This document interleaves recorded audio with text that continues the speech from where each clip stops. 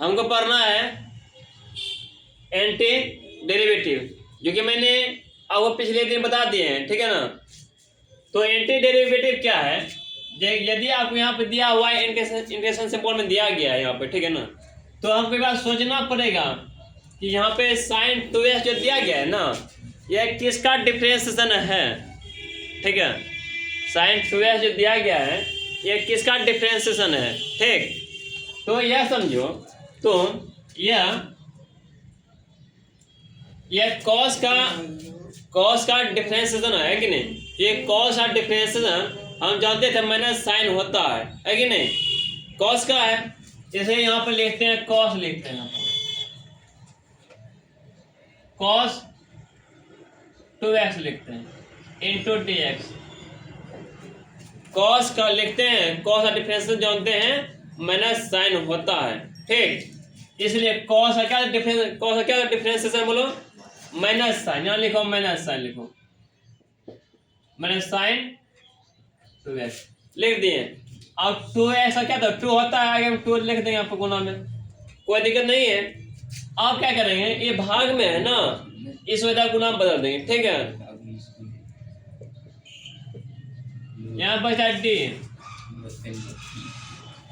cos 2x equal to, यहाँ गुना में तो भाग में लाओ -2 sin 2x इंटू dx के रिस्पेक्ट में आ गया। अब क्या करेंगे, दोनों ओर समाकलन करेंगे कि नहीं, अर्थात एंटी डेरिवेटिव करेंगे कि नहीं। एंटी डेरिवेटिव को क्या बोलते हैं, हाँ, इंटीग्रल्स बोलते हैं। वही दोनों ओर इंटीग्रल्स करने पर, है कि नहीं।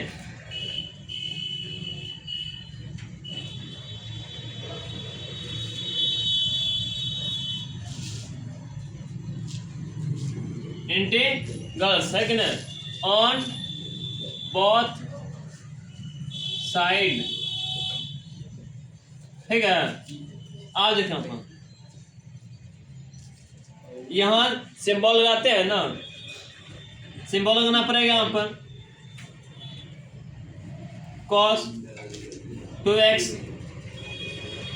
Equal to -2।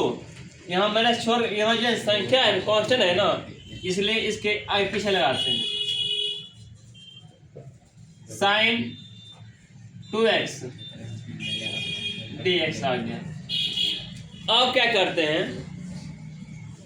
तुम इधर देखो, यहाँ डिफरेंशियल सिंबल है और यहाँ क्या इंटीग्रेशन सिंबल है, दोनों साथ साथ नहीं रह सकता, इसलिए खत्म हो गया, ठीक है। यहाँ क्या बचता है, यहाँ बचता है cos 2x, ठीक। और यहाँ 2x देख रहा है माइनस में है ना, इसके अलावा भाग में हो जाएगा कि नहीं, अर्थात इसे लिखते हैं 1/2 लिखते हैं, ठीक। यहाँ क्या बचता है, यहाँ पर बचता है यहाँ पर sin 2x आ गया, यहाँ पर dx के रिस्पेक्ट में आ गया ना।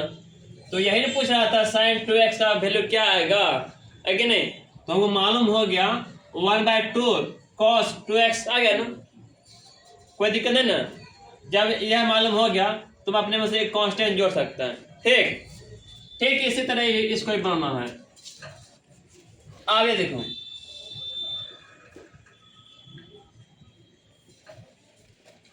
इसमें यह देखो, जैसे cos दिया 3x दिया गया है, ठीक है ना। cos 3x जो दिया गया है, अब यह cos समझो, cos किसका डिफरेंशिएशन है बोलो, साइन है, साइन का डिफरेंस cos होता है कि नहीं, जानता है ना, इसलिए वही चीज यहाँ पर लिखेंगे, ठीक है ना। साइन क्या 3x इंटू dx ना बाय dx, है कि ना। अब साइन का डिफरेंस क्या होता है बोलो, cos होता है, यहाँ लिख दो cos 3x।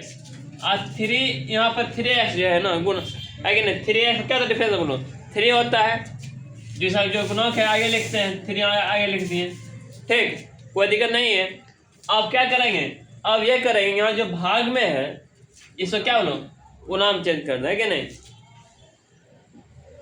d into sine 3x equal to 3 cos 3x आ गया ना, बोलो यहाँ पर dx आ गया। अब क्या करेंगे, दोनों और इंटीग्रल्स करेंगे, है कि नहीं? नो,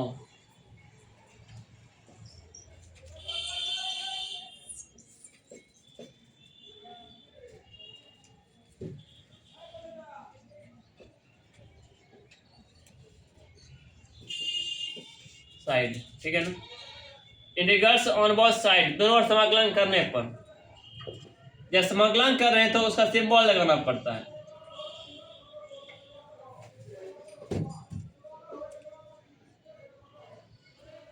ठीक है,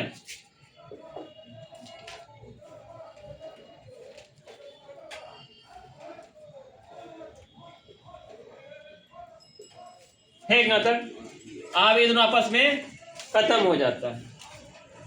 यहाँ क्या बचता है, यहाँ पे बोलो sin 3x, ठीक, इक्वल टू, यहाँ 3 गुना में है ना, तो भाग में लाओ 1/3, ठीक, इधर क्या बचता है बोलो, cos 3x to dx। cos का ये पूछ रहा था, ऊपर पूछ रहा था cos 3x का क्या था इंटीग्रेशन, तो बोलना है cos का क्या था 1/3 sin 3x, इंटीग्रेशन जब हो गया तो प्लस कांस्टेंट जोड़ दो, आंसर मिल गया, कोई दिक्कत नहीं आता। तो इस तरह से बनाओगे तो बन जाएगा सारा सवाल, ठीक है। तो एंटी डेरिवेटिव में कोई दिक्कत नहीं होगा, सारा सवाल इसी तरह बनाना पड़ेगा, ठीक है ना, ठीक।